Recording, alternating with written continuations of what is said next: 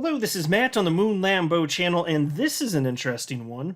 The most recent amicus brief filed in the SEC v. Ripple case is from a firm named Veritaseum, which is an allegedly fraudulent company. The SEC sued Veritaseum a few years back, and ultimately they came to a settlement agreement, but the settlement agreement was disastrous for the future viability of the Veritaseum token. And so going through this amicus brief, it's clear to see, to me anyway, that a big part of the reason that they filed it, although they didn't articulate it quite like this, is because if there's a disastrous ruling in the SEC v. Ripple case and that harms, the adoption of XRP in the United States, then there's no path forward for the Veritaseum token either. So right now there already isn't, and I'll explain why as we go through this for the Veritaseum token. Today there isn't anyway. But if this gets cemented in, it's really bad for them too. So as far as whether or not they were actually fraudulent, I'll show you what's reported. There's no way for me to know. I'm not privy to the specifics of the case here, but it's an allegedly fraudulent firm. Now, when the SEC says that a firm is fraudulent, I mean, at this point, fine. You would have said something like that a couple years ago. I would have thought, to me, it would have carried a little bit more weight. But after nearly 2 years of following this case and seeing how the SEC actually behaves, I'm like, skeptical of anything that comes out of their mouths. But before going further, I do want to be clear. I do not have a legal or financial background of any kind. I am not offering legal or financial advice, and you definitely should not buy or sell anything because of anything I say or write. I'm just an enthusiast who enjoys making YouTube videos about crypto-related topics, but just as a hobby and just for fun. Shout out and credit to James K. Filan, XRP community member and attorney, for sharing this amicus brief. And before jumping into it, let's just make sure that we have the table properly set here. This is the SEC's official website, SEC v. Middleton. Middleton is, I guess, the founder of Veritaseum. I think his name is Reggie, it said in here somewhere. And so this reads as follows. This is from the SEC. I'm just going to let you see the picture that they're painting. I only need to cover a small portion of it, and then we can get into it. But check this out. On August 12th, 2019, the commission filed a complaint against Veritaseum, Inc., and Veritaseum LLC, and their owner, Reginald Middleton. In the complaint, the commission alleged the defendants fraudulently raised millions of dollars in virtual currency from the unregistered sales of securities called Veri, V-E-R-I, based on a series of false and misleading statements to potential and actual investors, including misrepresentations about the potential profitability and viability of Veritaseum's purported operations, the use of funds raised in the Veri ICO, and the amount of funds raised in the Veri ICO. So I'll pause to note here, they had an ICO that is markedly different than the route that Ripple went, because Ripple was created after XRP existed. And in XRP at launch, I mean, it was fully functional. So totally different situation there. And this is obviously a firm that was literally going through an ICO process just like, ETH did back in, 2014. Now, I can't speak to whether or not they were honest or dishonest. That's the thing. I don't have the facts. I don't even know if they're publicly available. I did some quick Googling, but nothing immediately came up. And it's a small enough project that there's not a ton of news on it. So I don't even know where to go to get that type of information. So I can't speak to that. I just know that the claims are here. And I can tell you that although there were fraud claims against this firm, there were no fraud claims against Ripple. No, that fraud is a different claim than saying, hey, you did something illegal. Fraudulent, no. Like straight up lying to people about what's going on and potential profitability. That's a whole different ballpark. So I don't know if they were just overcharging because they were looking at like, well, it's a small firm. We're going to bleed them dry. We can do whatever we want. We can have our way with them effectively. Whereas with Ripple, they're like, well, they do have more money than God, so we have to be a smidge more reasonable. Not that the SEC is particularly reasonable, but it just makes me wonder.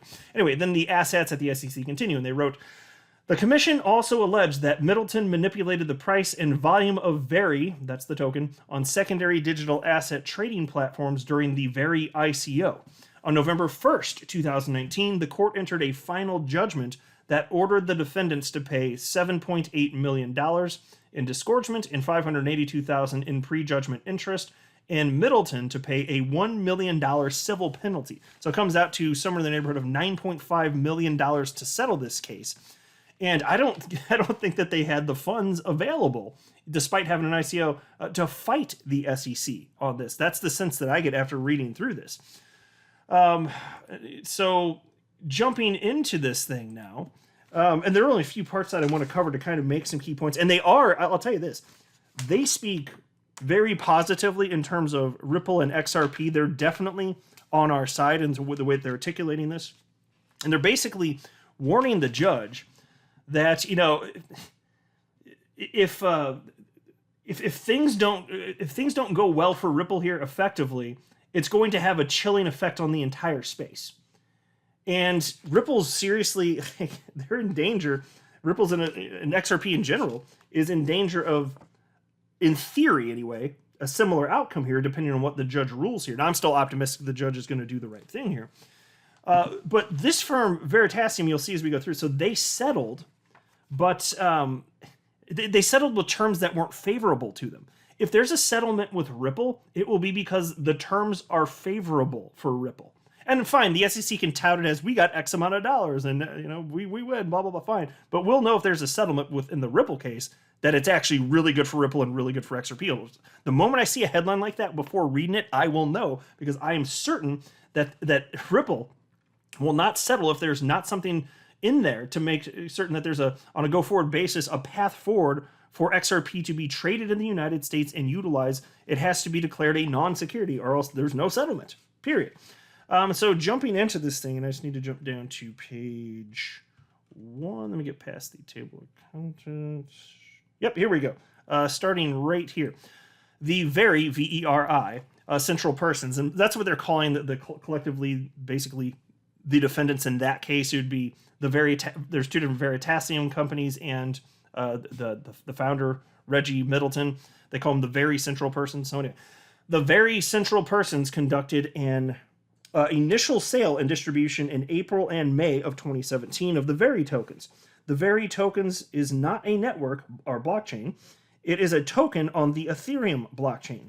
Prior to the Veritaseum lawsuit, the Veri tokens were intended to serve as a utility token in order to, number 1, gain access to the Veritaseum platform, and number 2, function as prepaid licensing for patented software services from the Veritaseum platform, much like a subscription service from other technology companies.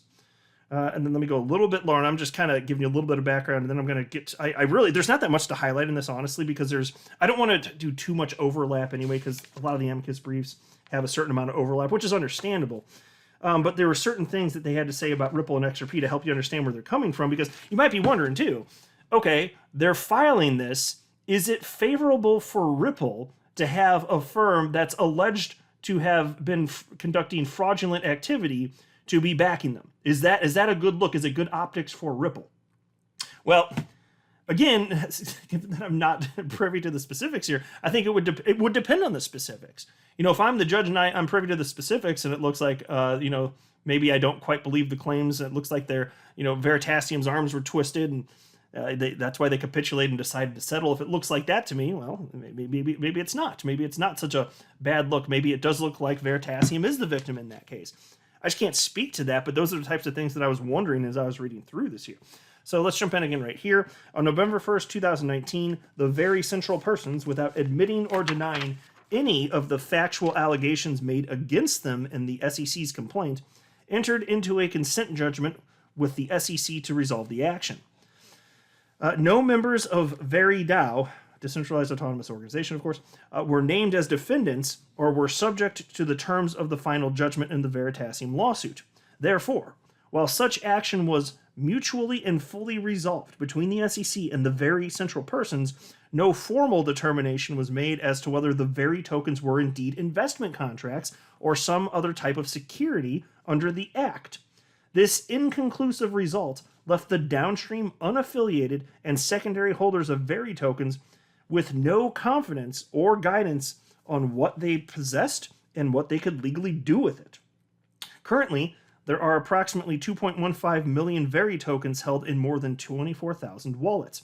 Furthermore, as a result of the SEC actions, transactions must take place either via peer-to-peer transactions or on foreign exchanges. VeriDAO is not aware of any domestic exchanges that permit transactions in the Veri tokens. This is problematic to holders of the Veri tokens because individual token holders must utilize their own efforts and pursue their own use of the tokens in order to produce profit or value. There is no common enterprise that holders of the Veri tokens can rely on to produce profit or value. Okay, so a bit to unpack here.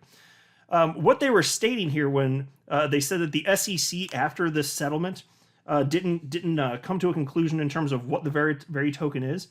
Well, as a result of that inconclusive settlement, which the SEC knows what they're doing, they didn't want to have any sort of regulatory clarity as a result of this. They just wanted a money grab and to kill the project effectively.